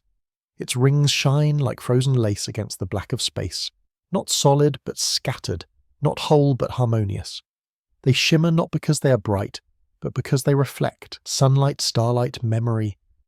From a distance the rings appear smooth, like the edge of a perfect disk, but up close they dissolve into pieces, not mist, not smoke, but ice and rock tumbling endlessly in orbit. Some are no larger than grains of sand, others are boulders wide as houses spinning silently. Together they form bands so thin you could never walk on them, yet so wide they stretch for hundreds of thousands of kilometers. They circle Saturn like time, never touching, never still, never ending. No other planet in the solar system wears rings quite like these. Yes, Jupiter, Uranus and Neptune all have rings, but theirs are faint, dusty, quiet. Saturn's are bold, visible even through the smallest telescope. For centuries they were mistaken for wings, for handles, for something unknown. Galileo first saw them in 1610, and he did not know what they were. He described them as ears or arms. He was seeing something no one had words for yet, beauty too new to name, and they do more than reflect light. They play with it. As Saturn moves around the Sun, the angle of the rings changes. Sometimes they are tilted high, glowing bright. Sometimes they lie almost flat, nearly invisible. They cast shadows on Saturn's clouds, drawing wide, curved lines across the planet's surface. And when the sun shines through them at just the right angle, the rings glow like glass, their edges soft and golden. But Saturn is more than its rings. It is a world of gas, no solid ground, no soil, no stone, just layers upon layers of atmosphere, stretching down toward a core we cannot see. The clouds move in soft bands, pale yellow, soft cream, muted grey. Winds whip around the planet at over 1,000 kilometers per hour, faster than any storm on Earth. Near the poles, there are storms that swirl in perfect hexagons, their shapes held steady by something in the planet's deep unseen rhythms. Yet even in all this motion, Saturn seems calm. It does not shout, it hums, its magnetic field sings in radio waves, patterns we can capture with instruments, strange pulsing tones, like a heartbeat slowed by distance. And within the rings, particles collide and scatter, producing sounds too faint for ears, but not too faint for wonder. Some scientists call this the music of Saturn, not because it is a song, but because it moves like one. The rings themselves are not eternal. They may be young, only a few 100 million years old, or they may be ancient, left behind by shattered moons, by passing comets torn apart by Saturn's gravity. They are thin, so thin that in some places light shines straight through. Yet they carry mass, motion, momentum, and over time they change. The pieces within them drift, spread, fall. Some spiral slowly down toward the planet, pulled in like snowflakes falling toward a flame. Others stay aloft, caught in balance between gravity and speed. And moons, so many moons. Saturn has more than 40 known moons, and each one is a world. Some are tiny, no bigger than a mountain. Others are massive.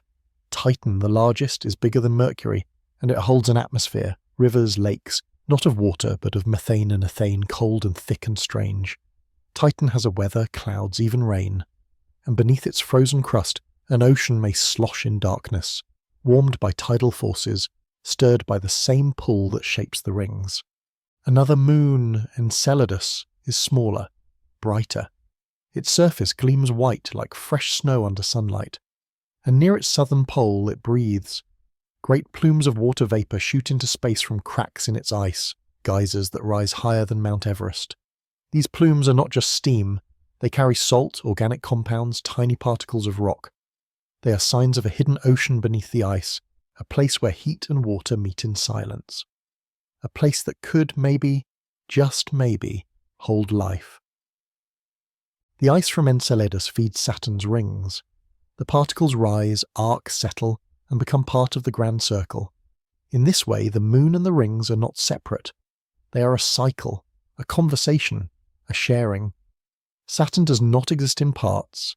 It exists as a system, rings, moons, storms, fields, all turning, all breathing, all listening.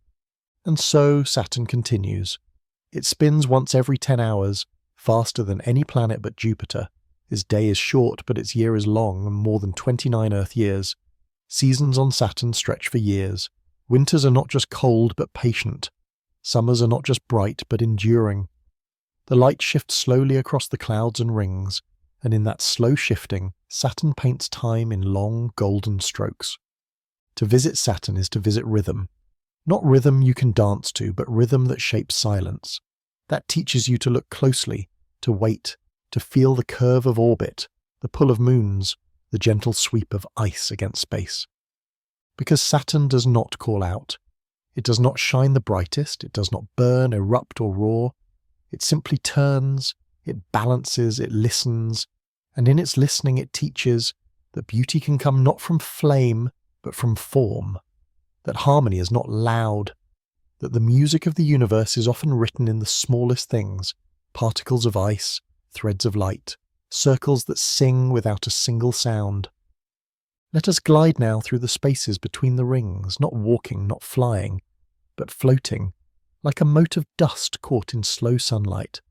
These rings, so wide and delicate, are not solid bands, but fields of ice and stone orbiting in harmony, shaped by invisible rules. Each piece moves on its own path, guided by Saturn's gravity, by the pull of passing moons, by the quiet balance between speed and fall. They do not touch, yet they form a whole, and in their quiet dance there is a language older than words.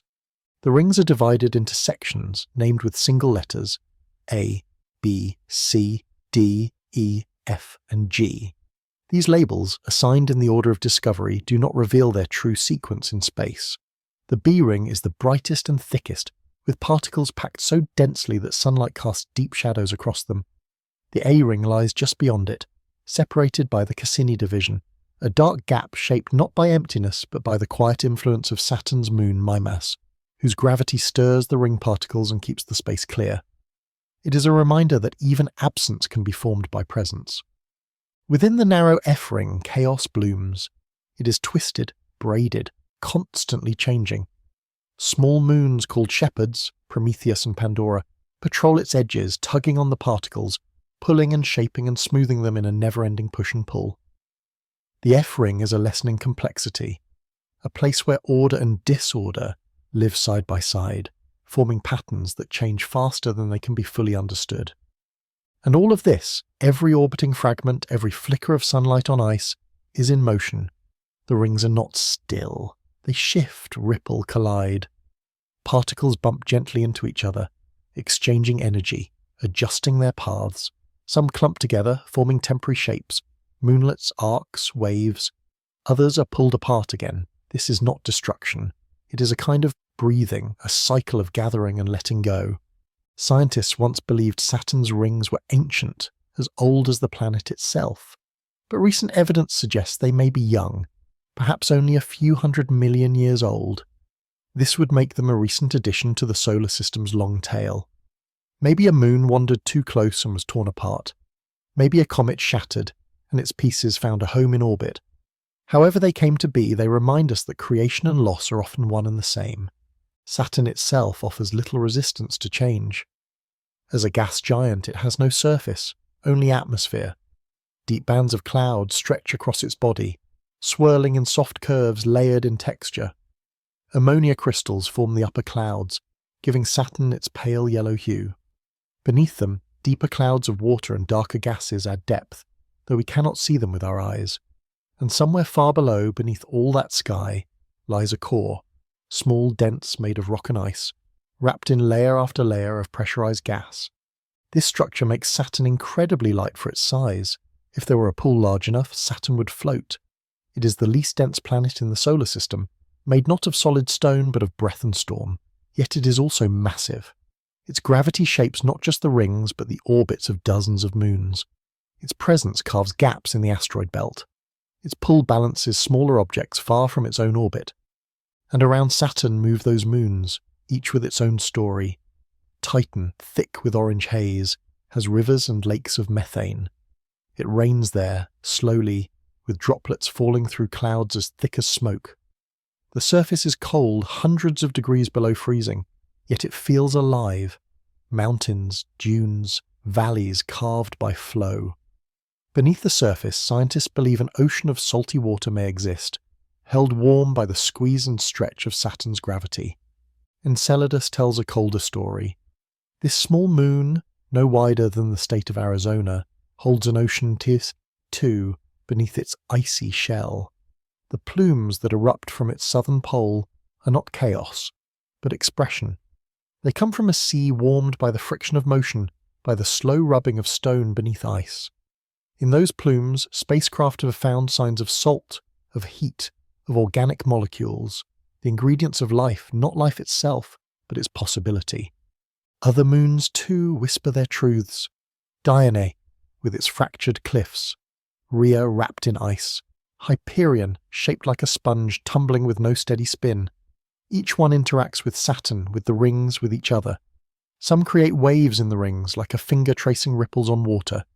Others gather particles into arcs. Nothing is still, nothing is separate. And high above it all, the magnetosphere of Saturn hums. Invisible lines of force arc from pole to pole, trapping charged particles, creating auroras that shimmer in blue and violet. These lights do not flicker like Earth's northern lights. They pulse, soft and strange, responding to the rhythm of Saturn's own internal clock. This magnetosphere is Saturn's shield, its breath, its quiet voice in space. Instruments sent by Cassini, the spacecraft that circled Saturn for more than a decade, captured all this and more. It dove through the gap between planet and rings. It flew past moons. It watched storms. It tasted plumes. It sent back images so clear, so haunting, that they changed how we see the outer solar system. Cassini's final plunge into Saturn's clouds was a farewell, not an end, but a gesture of respect. It became part of the world it had studied, sinking into clouds that offered no resistance, only welcome. And now we know more. But still, Saturn keeps some secrets. The age of the rings, the depths of the core, the full story of its moons. We are learning always, listening. For Saturn is not just a planet. It is a symphony. Each ring a note, each moon a harmony, each shadow a pause in the melody of time. And as we study it, we are reminded of what it means to wonder. To ask without needing all the answers. To look at a circle of ice around a pale giant and feel not confusion but calm. Because beauty is not only in the things we understand, it is also in the things we meet with quiet awe. Now let us rest in orbit, in the soft pull of Saturn's gravity, surrounded by ice and shadow and silence. There is no sound here, only motion, the quiet drift of countless particles, the smooth turn of a moon, the long echo of a shadow across the cloud tops. This is not a place for rushing. Saturn teaches us to wait, to slow, to move in rhythm with something older, deeper, less hurried than our lives on Earth. It teaches us that even in the coldest corners of space there is grace. Imagine looking down at the rings, their shapes stretched into endless arcs. They are not lines but loosened loops, not flat but layered. In some parts the particles cluster tightly. In others they thin out, almost transparent. The light that touches them comes from the sun, reflected across millions of frozen faces, and as the light moves so does the rings glow, not flickering but gliding like candlelight on still water. These rings, so bright from afar, are made of pieces that could slip through your fingers if held. Yet together they create one of the most mesmerizing sights in the solar system. Saturn's rings won't last forever. Over time, gravity pulls them inward. Some particles fall toward the planet, burning up in the atmosphere like silent meteors. Others drift out, scattered by the nudges of passing moons or electric forces. Scientists call this process ring rain, a slow invisible drizzle of ice and dust onto the giant below. In a few 100 million years, the rings may be gone, faded into memory. But today they remain, fragile and vast, dancing in the light. Even now, Saturn continues to shape its surroundings. Its moons are not relics. They shift, evolve, tell new stories with every orbit. Tidal forces crack their surfaces. Gravity molds their paths. Some moons swap orbits in a celestial game of balance. Others stay locked in place, always showing the same face to their planet. This choreography is not chaos. It is symmetry, held together by mass and motion, by pull and promise. And the weather, soft from afar, but powerful within. Saturn's storms can stretch wider than Earth. In 2010, a massive storm broke across the northern hemisphere, a white swirl that wrapped around the entire planet. Lightning flashed within it. Clouds rose, churned, dispersed, and then, over time, it faded. But not completely. It left behind a mark, a trail in the upper atmosphere, a shift in temperature, a memory in gas and wind. And beneath those clouds, we don't know. Pressure increases, temperature rises, hydrogen turns to liquid, maybe even to a strange form of metallic hydrogen, a state not found naturally on Earth. Deep within, the core presses inward, small and dense, holding the mass of generations. We cannot see it, cannot touch it, but we feel its effects, in the way Saturn spins, in the tilt of its magnetic field, in the very heartbeat of the rings themselves. Saturn is not just distant, it is immense. Its gravity holds onto more than moons. It captures comets, bends asteroids, carves paths through space. And yet it does not dominate. It does not destroy. It simply exists. Massive, magnetic, mesmerizing. Its size does not shout. It surrounds. And in that surrounding, it offers a kind of peace. The kind that comes from seeing something so vast, so intricate, and knowing it has been turning this way for billions of years. The kind of peace that quiets the mind, slows the breath, brings the heart into alignment with the spin of the stars. Saturn does not speak in words, it speaks in orbits. Back on Earth, we remember it through names: Saturday, Saturnalia, the Roman god of time and harvest. We remember it through stories of golden ages, of lost rings, of distant dreams, and we send our eyes toward it. Telescopes, spacecraft, poems, all reaching, all wondering. Because to wonder is to connect. And Saturn, with its rings and moons and steady spin, invites wonder like few others. It asks nothing. It gives everything. Light, balance, silence, structure. It is a planet of echoes, of cycles, of loops, of returns. One day, perhaps, we'll go again. Not just to orbit, but to stay a little longer. To send flying eyes into the deep clouds. To touch the surface of Titan. To swim beneath Enceladus's crust. To watch the rings from below and feel the pull of their gravity above. To exist, even for a moment, inside that great and graceful system. And when we do, we will not conquer, we will listen. Because Saturn does not ask to be known, it asks to be respected. It shows us that beauty can be made from repetition, that order can come from motion, that silence in the right frame can be music. So let us remember Saturn not as just another world, but as a song sung in circles, played in ice, echoed through the long dark spaces between the stars. A song without beginning or end, a song we are lucky to hear even from so far away. And while its rings still shine, we will watch. We will trace their edges with telescopes. We will study their patterns. We will follow their shadows across the golden clouds. We will learn. We will wonder. We will listen, always for the song that Saturn sings in silence. In the farthest reaches of our solar system, where the sun is little more than a bright star in the cold blue sky, there drifts a planet so deep, so distant, it almost feels forgotten. But Neptune is not forgotten. It spins with silent strength, cloaked in a colour unlike any other world, a blue so rich it seems painted from ocean dreams and twilight memories. It is a world of wind, of storm, of movement that never stops. And though it lies at the edge of the sun's reach, it carries the energy of something restless, ancient and alive. Neptune is a giant, though not the largest. It is nearly 4 times wider than Earth, with a mass so vast that even its gravity holds sway over objects thousands of kilometres away. Yet it is not heavy with solid ground. Neptune is made of gas and ice, of water, methane and ammonia, layered over a dense core. There is no surface to stand on, no soil to touch. Its clouds roll endlessly over one another, shaped by forces we are still learning to understand. And within those clouds lives the wind, fierce and constant, the fastest in the solar system. Winds on Neptune reach speeds of more than 2,000 kilometers per hour, faster than the speed of sound on Earth. These winds race westward, opposite to the planet's rotation, forming wide bands and enormous storms. The most famous of these was the Great Dark Spot, a swirling system the size of Earth itself, spinning across Neptune's southern hemisphere. It came and went within a few years, vanishing into the atmosphere as quietly as it arrived. These winds do not howl, for there is no one to hear them, but they shape everything. They sculpt clouds into stretched ovals, whirlpools, and bright white streaks called scooters that race along the planet's face. From afar, Neptune looks serene, his deep blue unbroken, its edges soft. But this is a mask. Beneath the surface lies motion without rest, pressure without pause, energy drawn not from sunlight, but from within. Because Neptune, so far from the sun, shines with its own heat. It radiates more energy than it receives.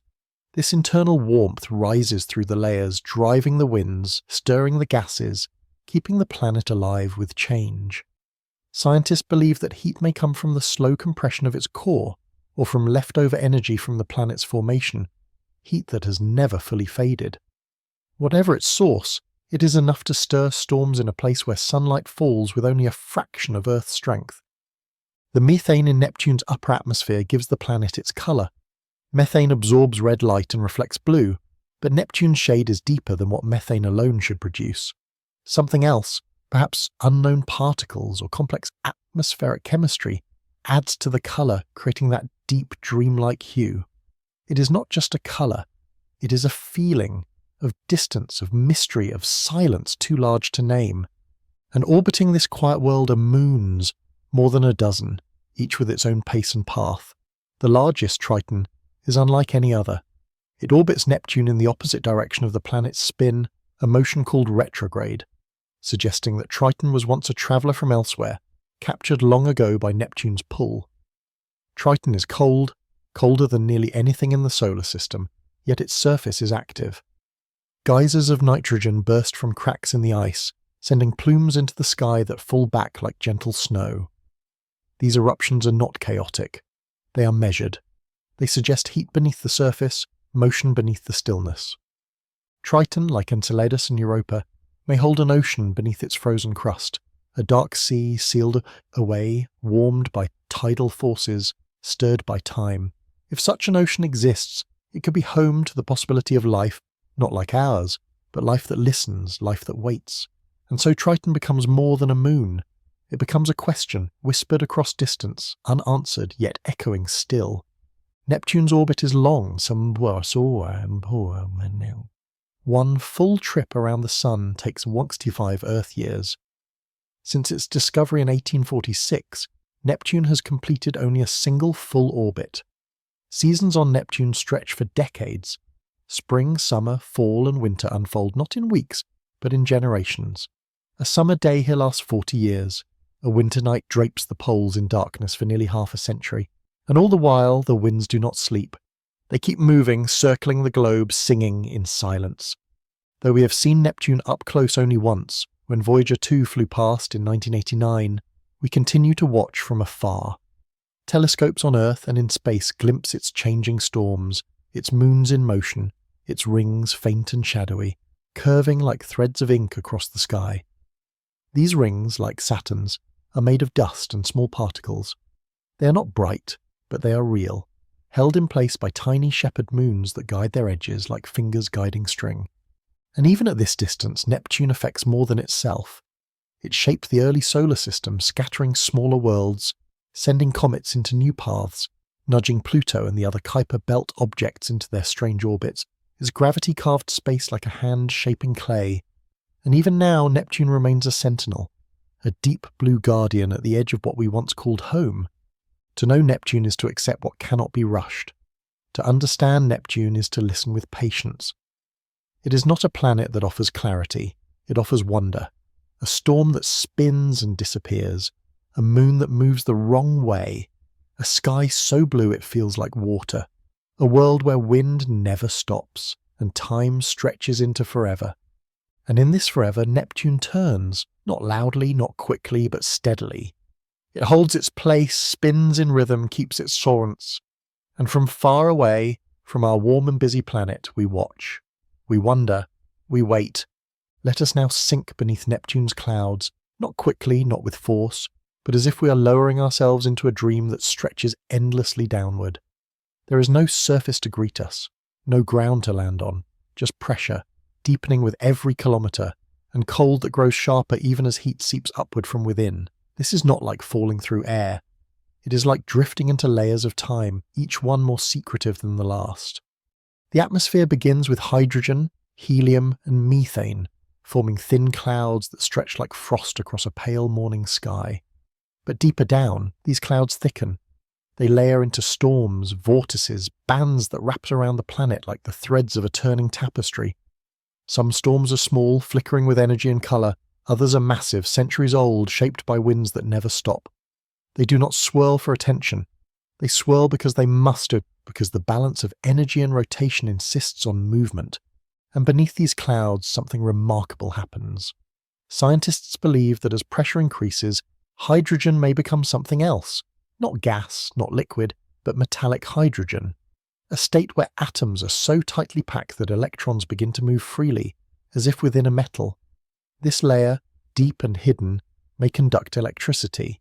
It may generate Neptune's magnetic field, a field that tilts strangely, far from the planet's axis, and shifts as the planet turns. It is not symmetrical, it is not stable. It is wild, lopsided, drifting, tilted like a thought just out of reach. This magnetic field interacts with the solar wind, the faint breath of particles sent outward by the sun. Even here, billions of kilometers away, the sun's whisper still reaches. Neptune's field catches it, bends it, shapes auroras that shimmer in ultraviolet across the planet's poles. These lights cannot be seen with eyes alone, but with instruments they glow, not in bright flickers like on Earth, but in smooth, pulsing rings that mark the edge between energy and silence. And still, Neptune turns.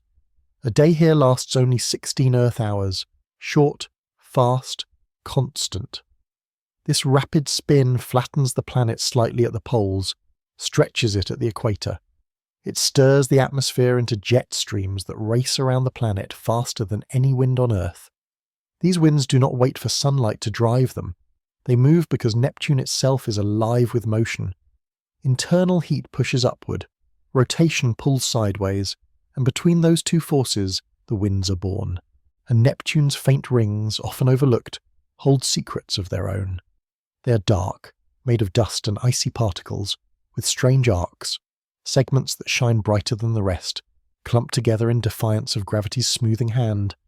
These arcs may be held in place by tiny moons, shepherds keeping order in chaos, The rings do not shine like Saturn's, but they speak softly of structure, of rhythm, of unseen guidance. And the moons, each one tells a story. Triton, the captured one, moves in reverse. Its frozen plains are young, geologically speaking, with few craters, suggesting that something beneath still shifts. There are ridges, valleys, calderas, geysers that spray into space and fall again as snow. Triton is a moon with seasons, with weather, with motion. It is a reminder that even in the coldest places the language of change still speaks. Proteus, another moon, is irregular, dark, pockmarked by impacts. Nereid moves in an eccentric orbit, sometimes near, sometimes far, like a child pulled too tightly and too loosely by a parent's hand. There are others, Larissa, Despina, Galatea, each one turning in Neptune's long shadow, each one dancing to the quiet rhythm of distance. We do not yet know them well, but what we've seen suggests they are not lifeless. They are silent, but not empty. Their surfaces hold the marks of collisions, the curves of formation, the soft lines of tidal pull. Each orbit is a note in Neptune's long, slow music. And far beyond the planet, Neptune's gravity still rules. It shapes the orbits of distant Kuiper belt objects. It guards the outer reaches of the solar system. It nudges comets that may one day fall inward, bringing ice and memory to the warmer worlds. It is a gatekeeper, silent, steady, powerful. Yet for all its mass and mystery, Neptune does not demand attention. It does not burn with fire or shine with heat. It turns in a realm most will never see, but perhaps that's what makes it beautiful. The way it remains, even when unseen. The way its storms swirl without audience. The way its moons move without applause. Voyager 2 gave us our only close look, passing by in 1989. It saw the great dark spot, it watched the scooters, it glimpsed the glow of Triton's plumes, and then it moved on, leaving Neptune behind like a quiet farewell. No other mission has returned, no other spacecraft has touched its sky. But we remember, we study from afar, we dream of orbiters, of landers, of eyes that might see the storms again. And in our remembering, Neptune waits, not impatiently, but faithfully. It does not need to be visited to be whole. It does not fade with distance. Its winds still blow, its clouds still turn, its heart still warm from within. Neptune is not a world of beginnings. It is a world of endurance, of patience, of motion that never ends. And in that motion it tells us something simple and profound, that even in the cold, even in the dark, even at the edge of the known, beauty persists, not in bursts, but in waves, in winds, in silence, in blue. Let us now drift gently toward the edge of this final world, the last of the great giants, the farthest planet in the family of our Sun.